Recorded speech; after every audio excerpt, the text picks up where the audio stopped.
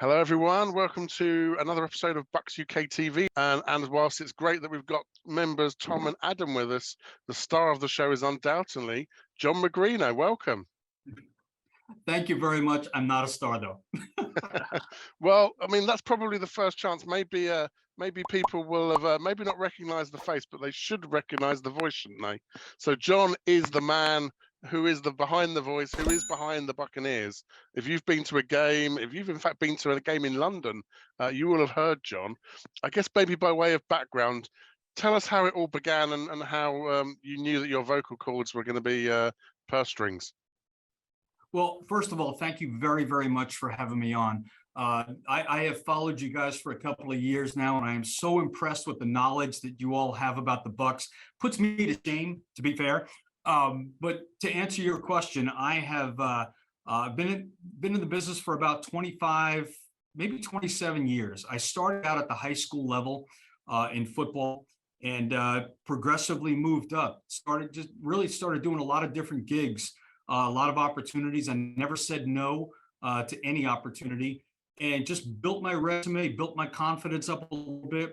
Got a job working for the Atlanta Braves, calling their spring training games at Disney's Wide World of Sports way back in 97, I believe it was, maybe 96. And then the gentleman that was producing our games, Chris Kartsmark, he wound up getting the job with the Buccaneers when they opened up Raymond James Stadium in 98. And he said, John, would you, if you want to audition for the gig? And I did well enough, and they picked me up, and I've been there ever since. So this will be my 25th year with the Tampa Bay Bucs. So I'm just looking forward to this year as much as I have every other year. It's an incredible opportunity. That's really impressive. I think it pretty much must be you and Scott Smith with the long service awards then. Well, you know what? We have a lot of people behind the scenes that work for Buck Vision in our control room that have all been there since that stadium opened. Pat Hernan, my spotter, has been with me for 24 of those 25 years. Our DJ, Sean Bavelski, he's been there for 25 years. So it's a great crew. I mean, we all know each other. We respect each other. It goes like clockwork on game day. It makes it so much easier when you know what your colleagues are doing and everybody trusts each other. It's a great production. How did you get started with our Buccaneers? How your old friend you said you worked with? Yeah, I had done, and this really is what I like to tell my students as well, is that you never ever turn down an opportunity, because you don't know who's going to be in attendance. You don't know who's listening. You don't know who's going to need somebody in the future and if you're, of course, easy to work with, you're going to be the person that they're going to contact, because nobody likes working with people that are difficult, right? So at the end of the day, I took this one gig at Disney Sports, calling the first high school football game there. And that job led me, doing that one gig, led me to get the Atlanta Braves job. And then the Atlanta Braves job became the Tampa Bay Buccaneers. And after the Buccaneers, it became the College Football National Championship, the Olympic Games, the World Games, all Pan Am Games. So it's been a phenomenal ride that just continues to get better every year. It's incredible. If you had to pick one moment out of your whole career, what would be that very, very biggest highlight of your career? I think there's a couple, if you don't mind. The first one. Oh yeah, when the Bucs won the Super Bowl in 2002. I had the opportunity to do the welcome home party at Raymond James Stadium. So when they got off the plane, they shuttled the team over to the stadium. There were 70,000 people in the stands, on the field. It was just this huge party. What a rush. Just to know how important that team was to the city, and you got to experience it, a small part of it. It just an incredible. I'll never forget what that felt like when that team walked into the stadium. That was the first championship for the Buccaneers, and that it was just unforgettable. Second thing was my first national championship game was when I called the University of Florida, my alma mater, against Oklahoma. That was when the Gators had Tim Tebow. Another incredible experience from an emotional standpoint, right? But you put your emotions out the door when the ball kicks off. So it was just great to be a part of that. And just this past year in Beijing, I did the Olympic ice hockey, and I called my first game for Team USA, and they lost. It is what it is. But that, again, that's one of those things that you never forget. Just, just so privileged to get that opportunity and to experience it. Just a remarkable thing. You kind of covered it a little bit, but was it always, like, growing up, was it always something you wanted to do, to be involved in sports, to call the games? Do you know, like, when you're a kid, you always emulate your favorite player, right? It doesn't matter what sport, if it's football, if it's soccer, if it's baseball, you always emulate your favorite player, and you kind of know how they do things and whatnot. I used to emulate public address announcers. I used to go to Yankee games, and I would pretend that I was Bob Shepard. So when I would go home and we would play stickball or wiffle ball, I wasn't emulating how a guy stood in the batter's box. I was actually announcing their names as they were coming to the box. So I've always wanted to do something like this. And so, it seems so, like, how does this happen? How did it happen? You just took a chance. You just took a shot at it, and you take it seriously, and you try to build up your experience. And again, you build up your confidence, and then you try to deliver it to other people to see what their assessment is. Is what I have of value to you? And, and am I representing this team and this organization in the most professional way possible? And if the answer is yes, then you know that you've done it the right way. That's a really good take. So kind of take us through a typical day. Let's say we're at Raymond James Stadium. What's the timing? What goes in advance? How do you get prepared? What happens on the day? Tell us, take us behind the curtain. Okay. Well, typically I leave for the game 5 hours before kickoff, because I live about an hour and a half, sometimes 2 hours outside of Tampa. I'm in Orlando, but I travel to Tampa for the games. I wait for my spotter, Pat. We always drive over together. And so we get to the stadium about 3 hours prior to kickoff. First thing I do is I grab the flip card, go over the names. Pretty much I've gone over the pronunciations a couple of days in advance. But the visiting team, I'd always have a little bit of a landmine in there. You might get a guy that's got, a 4 or 5 syllable name that you got to go over a number of times. You always think that, well, you know what, he's third string. He probably won't, and that'll be the second guy that makes the play in the game. And if you haven't gone over it, then you're screwed, right? So you look foolish. So you try to get your names all set, because really that's the most important thing, right? Down distance, I can read off the scoreboard. That's easy, but you got to get the names correct. That's the most important thing. Typically, I'm done with preparation work maybe about an hour before kickoff. Roll through the script, make sure there's everything looks good. If there's any thing, you got to change your today's to tonight's if the game time is changed. All the things to make it perfect as you possibly can. And then that ball kicks off at 1 o'clock, whether you're ready or not. So you got to be prepared. I suppose it's those little details, isn't it? Getting all those little details together. Putting you on the spot a little bit. What is the hardest pronunciation name you've had to say, or the one you're worried about most? Chris Fuamatu Ma'afala. Say again? Yes, Chris Fuamatu Ma'afala.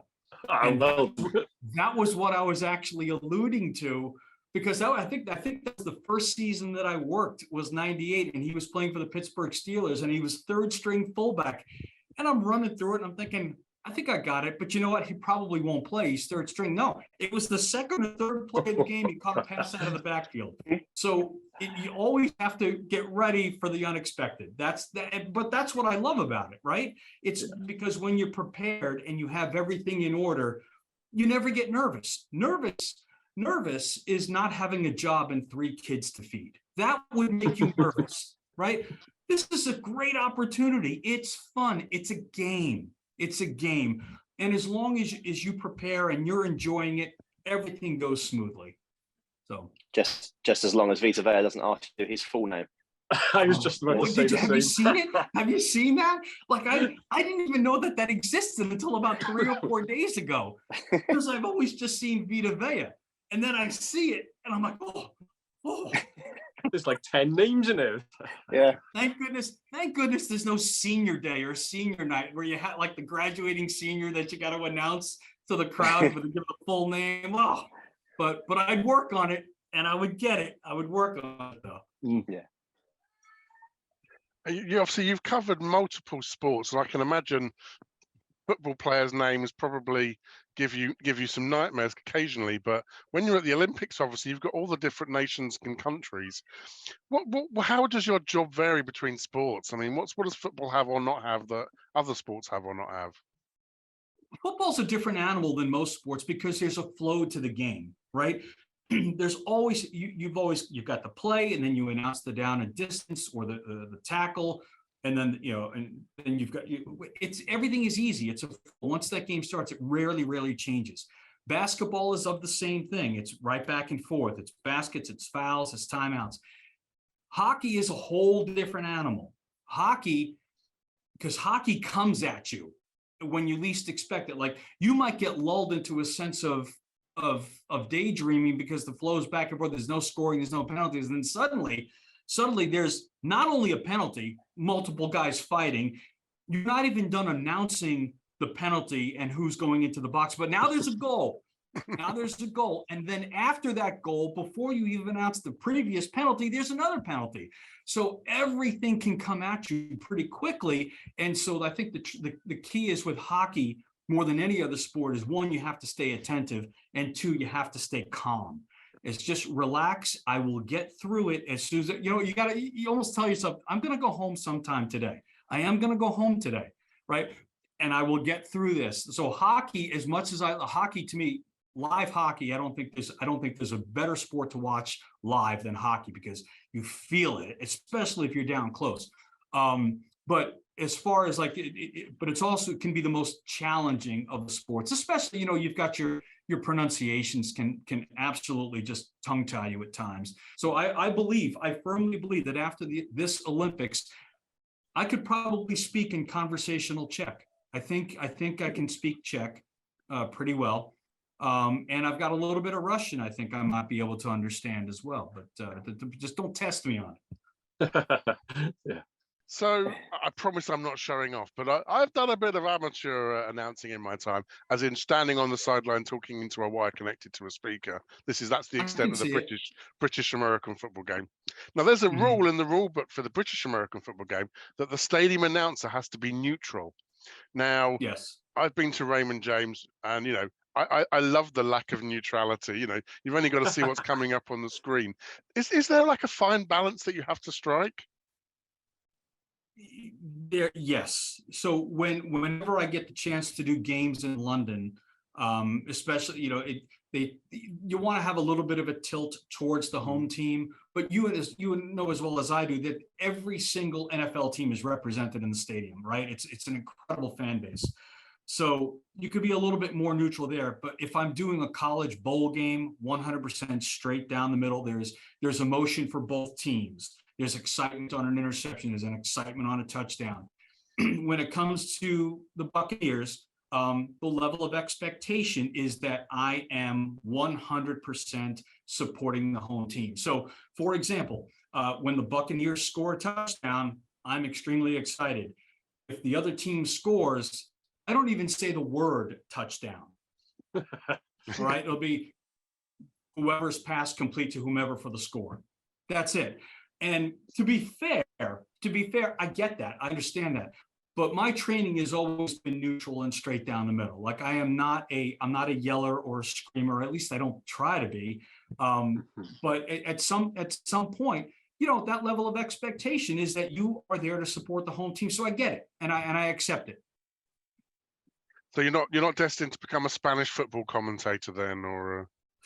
No, that's a gift that I don't have. Yeah, I know what I don't know, believe me. You mentioned that you have a spotter to one hand. Is there, any other part of the crew or any paperwork you have? So, for example, again, my humble experience, I suddenly realized I was using the same phrases over and over again, and I had to sort of mix it up, with the carry, with the catch. You kind of how do you sort of get yourself out of the groove and sort of the spotting, the playing, and get it all sounding great? So the question is, how do I stop being repetitive? What I try, and I look at it I look at that personally, is like I don't want to bore myself. right? So I feel like if I'm saying the same thing over and over, like I don't know if you've watched professional hockey, Doc Emmerich was the best play-by-play announcer. And it's the difference between play-by-play and public address, right? But Doc used to use, you would think that he had a thesaurus in front of him. The verbs that he used, I would watch a hockey game just to listen to his verbs, just how he would mix things up. It was wonderful how he did it. And I try to do it as much as I can as a PA announcer, even though you're limited as to what you can do.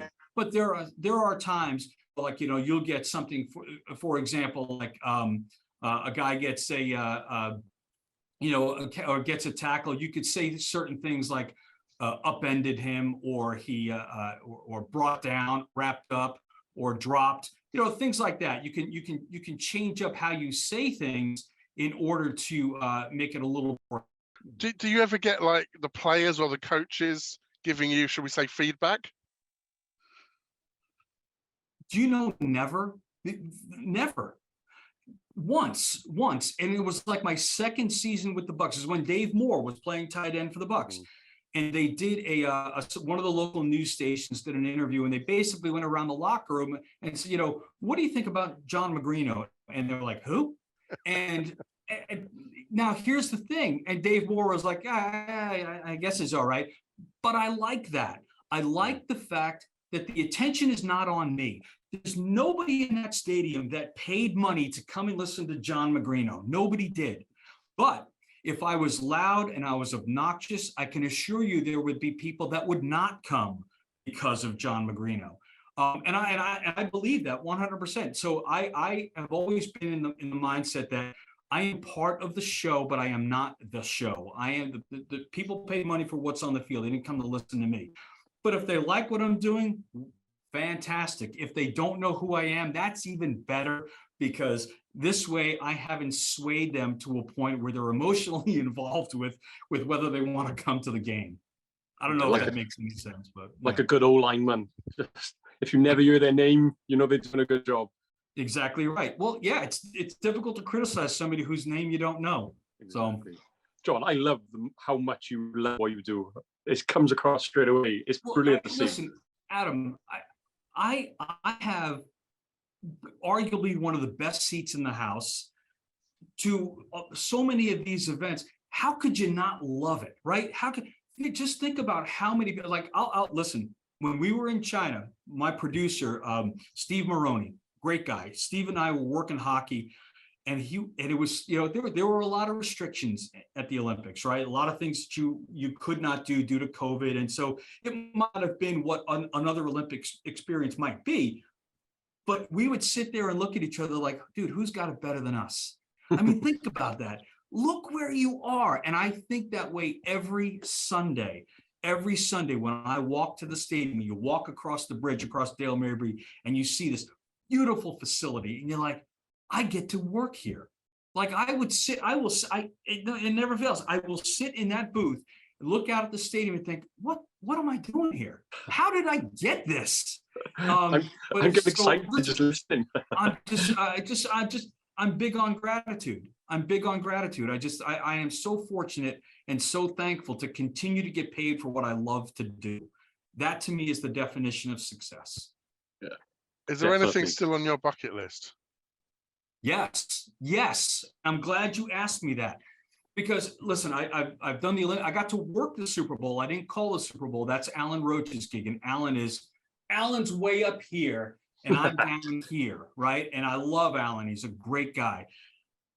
I got to work the Super Bowl, which was good in a different capacity. I was doing some stuff for the NFL Network and at Raymond James. It was wonderful. So I got to experience that. However, you ask me what my bucket list used to be, the Olympics, but now it's the Westminster Kennel Club dog show. Oh.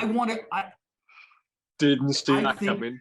It would be what an incredible gig that is. And I know that, listen, the tradition, right? And they the people who have been working it for many, many years. I don't have a chance. But if I was given the chance, I think it would be fantastic. the Westminster Kennel Club, all these incredible dogs. I didn't see that coming. You get to read about what these dogs are like, Rhodesian Ridgeback, also known as the African lion dog. Oh, yes. What a great gig. Crofts is a British institution, and that's how we got talking to each other, John, wasn't it? You have a certain British affinity, don't you? Do you want to elaborate on that? Yeah, I do. And my wife would be very upset if I didn't mention it. My wife is from Ealing, Broadway in London. And so we've been married 27 years. Her parents still in Ealing, and we're actually going to be over there next month. I'm coming back over at the end of October, right after the Bucs game. The Bucs play, I think, Baltimore on the Thursday night, and then I fly to London the next day. So we're going to be over there for a week. I'll be over for a week. She's going to be over there for about 3 weeks. And all three of my kids, they're all dual citizens. I'm the only one that is not fortunate to have a British passport, so I have to wait in the long line at Heathrow when I go over. But we would go prior to COVID. We would probably go back to see her family at least once a year, sometimes at the most every other year.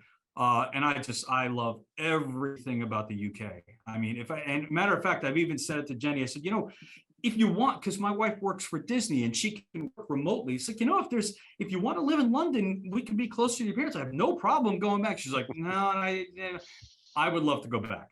I would love it. So, but I can't wait to come back over. The food is fantastic. It's the best Indian food, the best Greek food, the best Italian food. I absolutely love pub fare. I gain 10 pounds every time I come over, every time. So. Yeah, absolutely. You need some extra belt buckles. Well, flattery will get you everywhere. Your wish is our command. I know that you've got your eye on a Bucs UK mug. So we've got a few little gifts lined up for you, a pin and some patches. And we won't wait till you come to us. We're going to come to you. David is going to be over in Tampa, and I think he's going to try and find out a way of hooking up with you. So take a selfie with your stuff so we know it's arrived. Awesome. So one last question from me. Now, we talked all about the physical, but let's talk a little bit about the virtual. So again, one of my friends, he's a commentator on esports and e-gaming, and I know that you've kind of gone back in day. The legend that is the Madden franchise. You've had some involvement with. I mean, for a lot of people, certainly in the UK, that's their first exposure to the sport sometimes. And that's how they know the players and the teams and some of the tactics. My son still talks about doing PA passes. I'm not sure. I think he thinks they're a secretary rather than play action, but it takes a while to pick it up. But how did the Madden thing come round, and what was that like? That was back in 2012 was when I first started working for EA. The gentleman that was part of the audio engineering crew was a Bucs season ticket holder, and so he would go to the games, and I live 15 minutes from where EA's headquarters is in Lake Mary, Florida, or Maitland, more specifically. So he wound up getting in touch with the Bucs and said they were redoing the Madden franchise, wanted to know that if I'd be interested in doing the PA work for the game. Now, ironically enough, Gene Deckerhoff, who's been the radio voice for the Bucs forever, Gene was actually the original PA voice on the game.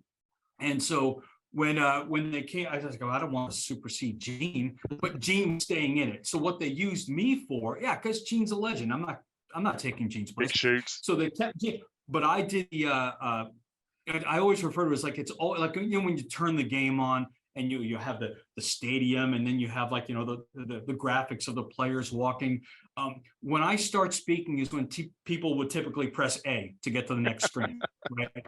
So my own kids didn't realize what I was doing. So I'm on Madden 12 and 13 and the anniversary edition. No, here, let me prove it to you. They're like, no, you're not. Like, yes, I am. Let me show it to you. Let me put it on here for you.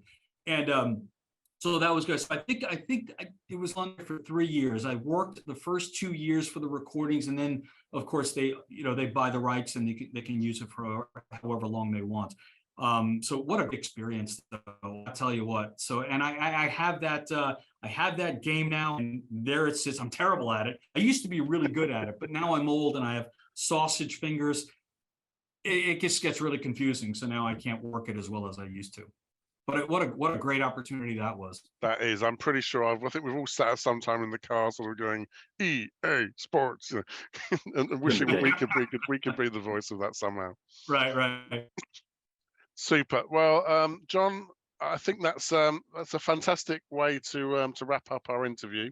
We're going to come on to talk about the Dallas game and the Saints game, but I know that you're at work. Do you want to stay, or do you want to get back and earn a living? I would love to stay. That's perfect then. Okay.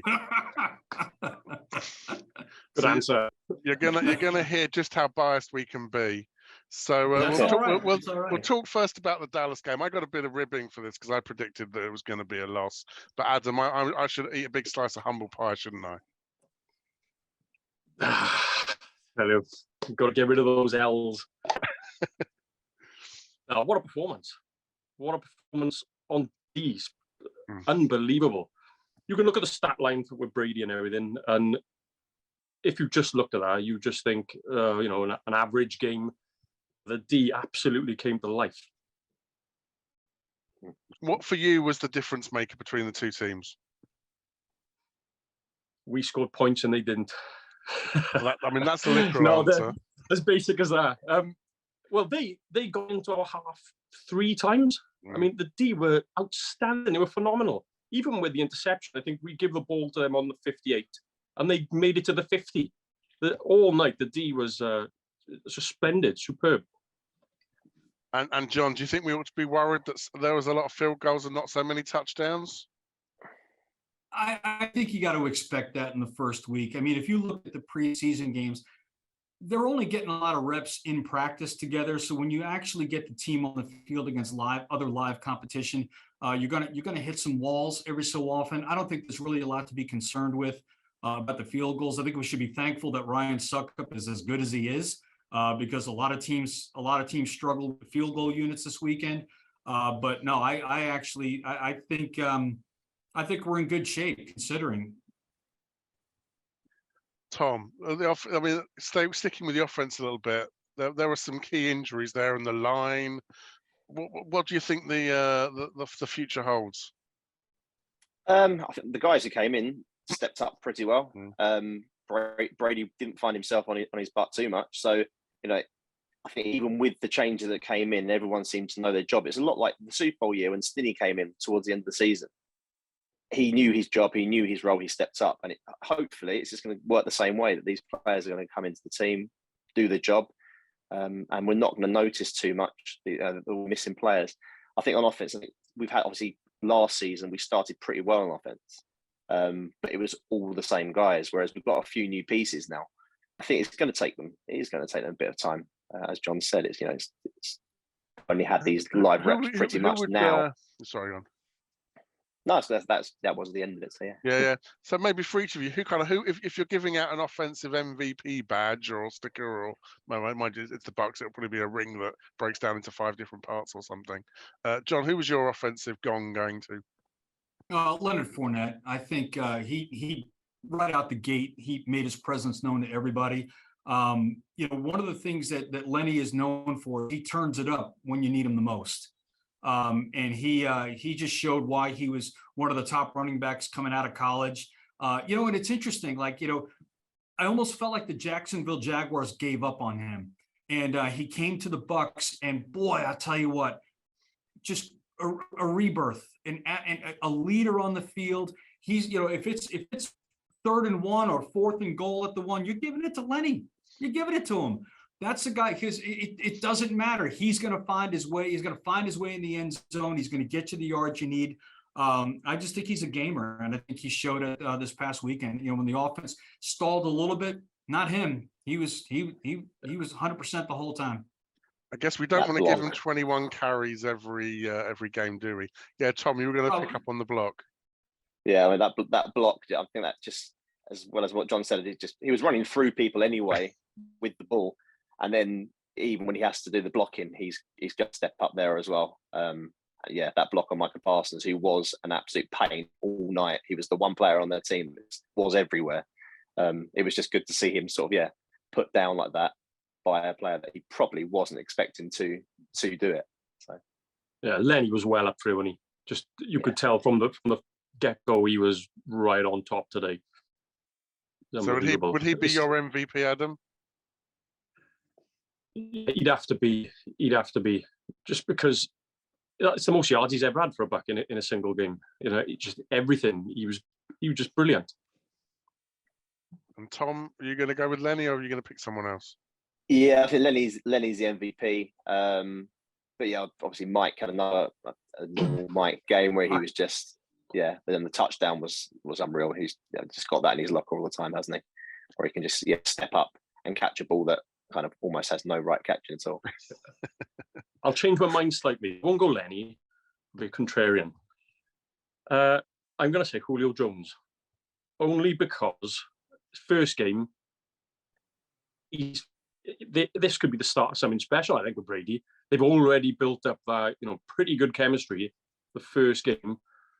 With Gronk gone, I'm not going to say he's the same type of body as Gronk, but Julio Jones, big target. We've already got someone doubling Mike. Chris Godwin, he's going to drag a bit of attention. So I think Julio Jones might be that, I'm not going to say secret weapon because he's not secret, but he's going to build some brilliant chemistry with Brady. If I could jump in on that, I mean, the thing with Julio Jones is who's covering him?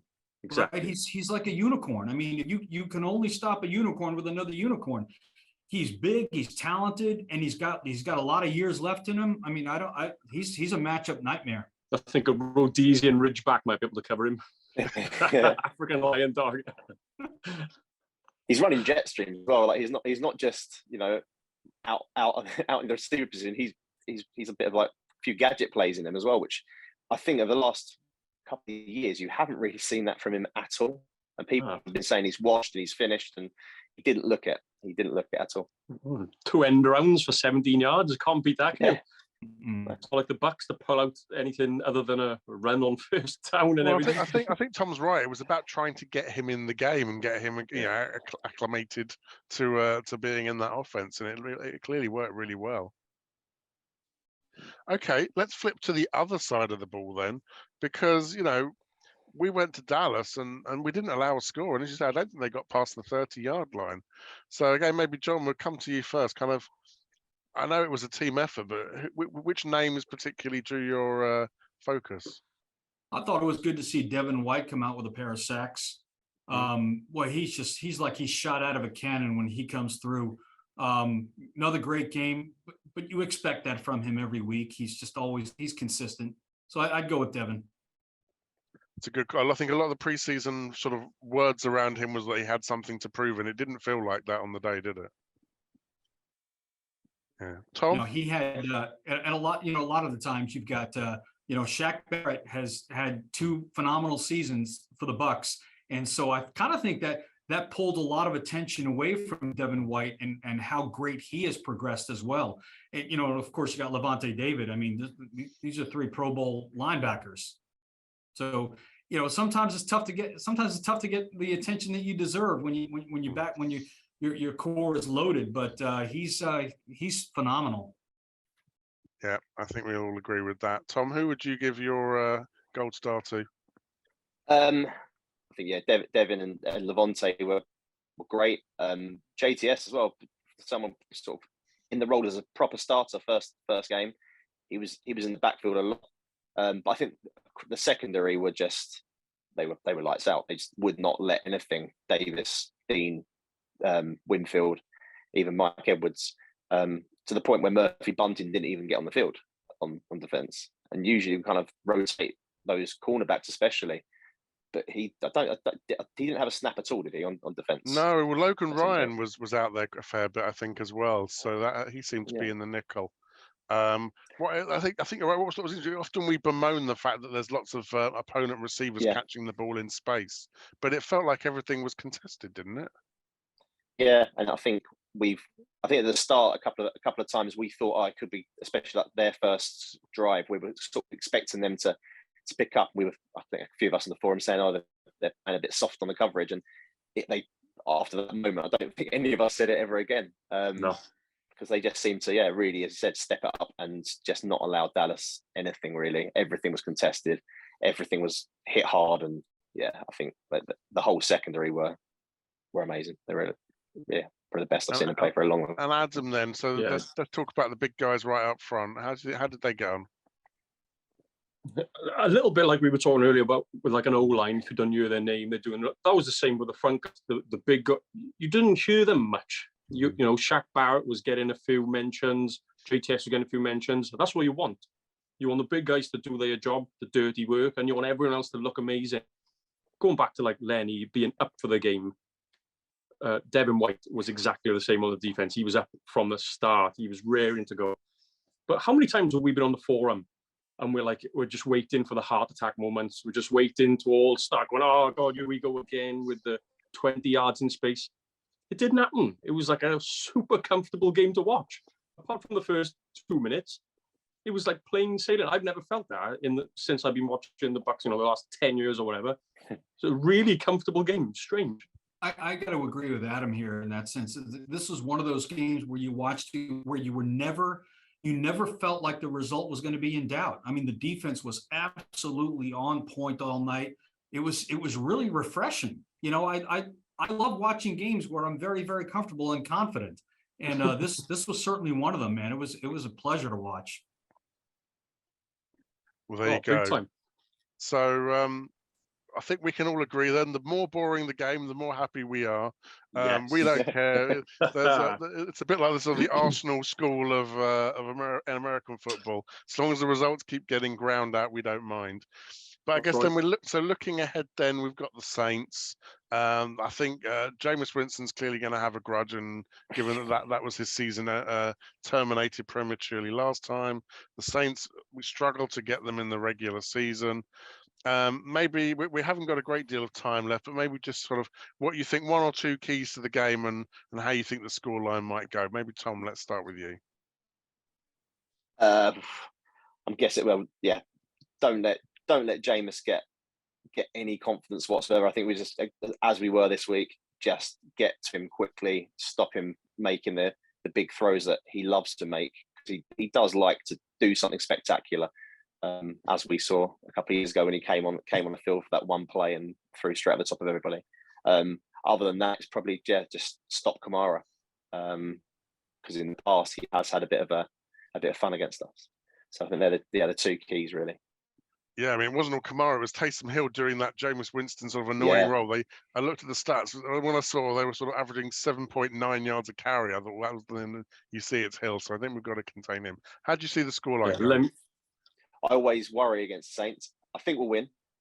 But because I think let me down, Tom. Yeah, I think we'll win because I think we're better. It's the Saints, and we always seem in the regular season to have a bit of a struggle against them. So yeah, I'll have to have a bit more of a think about the score. But okay, we'll give you a pass for now then, John. Well, the Bucs haven't beaten the Saints in New Orleans since what, 2018? Yeah. So it's a tough place to play. Bucs have got to get on the board first. You got to run the football.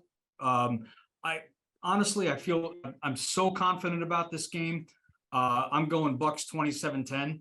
I think Brady finds a lot more rhythm. I think the offensive line gets a lot more cohesive this week. And I think things come together. I don't think the Saints have the firepower to keep up with the Bucs. And if they want to go punch for punch, they're going to lose. I think the only way the Saints are going to have success is if they're able to run the football and keep Brady off the field. I don't see that happening. We're going to absolutely destroy them. I just got the feeling. I have this feeling every year, and I have this feeling in almost every single game. Even when we had Jameis, but we're gonna kill him this year. There's no way Tom Brady is going to lose again to the Saints. It's just not going to happen. I think we're going to have our way with them all over the place. But if Taysom Hill gets any of these stupid trick plays where he's going for 15 yards, even if a tight end, even at tight end, if he gets any of these plays, I'm going to go absolutely ballistic. Whenever he's on the field, the Bucs have got to know that it's going to him, because otherwise he's just useless. So I'm just preparing everyone on the forum. I'm going to go ballistic if Taysom Hill starts running 30 yarders. So that's your key. I think my key to the game is similar. I think it's the linebackers for the Bucs. So the combination of Hill and the running game. It's that sort of. I don't really mind if we don't get any sacks. I think it's about like gap control, discipline, keep everything in front of you. Short games, put them in 3rd and long. Make Jameis have to win it with his arm because we've seen what happens when that happens, and it tends to not end well. So let's hope that comes. And I'm going to go. I'm going to tell you I was wrong with my predictions because I agree with you, Adam. I think this has got blowout written all over it. I'm going for it like 34-7, 34-10. I'm going to go to the Bucs, obviously. I don't like the thought of them keeping it close. And I think the sooner we can get Jameis trying to play this hero ball and happy feet and get him out of his pocket, I think the better. Oh yeah, Tom, what's your score prediction? Come on, you've had a time to think about it. I'll go. We will do it the Buccaneer way and we'll be 27-24. We'll keep it. It'll be tight, but we'll get a win. Stuck up, willing for winning. Suck up as the seconds tick away. Yeah, exactly. Suck up, that'd be perfect. So if you're a Bucs UK member, you can come and join us in Leeds. This is the first of our 3 watch parties this season. So we're going to be up in Leeds. We've got a whole area, bar reserved for ourselves, and it will be a feast. So get onto the forum, get your tickets if you haven't already done so. John, will we get to meet you later in the year at Munich? Well, no. I was hoping, but that gig is going to Alan Roach. But hopefully I'll get a chance to go over there sometime. I thought I might have an opportunity to come over this year for a couple of the non-Bucs games. The Bucs are home, so if the Bucs are home, here's how it works typically. If Alan Roach is not able to do it because the Vikings have a home game, then I would get an opportunity to do it as long as the Bucs are not home. And it turns out that both the Vikings and the Bucs are home, so I won't be making a London game this year, unfortunately. But I was hoping to. It's always a great time, but it didn't work out this year. That's all right though. Well, we promise we'll take you out maybe the night after the game rather than the night before. We don't want to leave you hoarse for ahead of a game. So when you're next in London, let us know. Forward to that. Yeah, I would love that. We'd have a great time. Super. So thank you, John, for joining us. It's been really great. Yeah, cheers, John. Yeah, cheers, John. Pleasure's all mine. Thank you, guys. You do a great job, and I'd love to come and meet you guys sometime, especially if you're in Tampa. And next time I'm back over there for a game, let's make a night of it. Thank you. Well, you can join in our traditional Go Bucs at the end. So from John, from Tom, from Adam, from me, thank you all very much for watching. We'll see you all next time, and Go Bucs. Go Bucs. Go Bucs.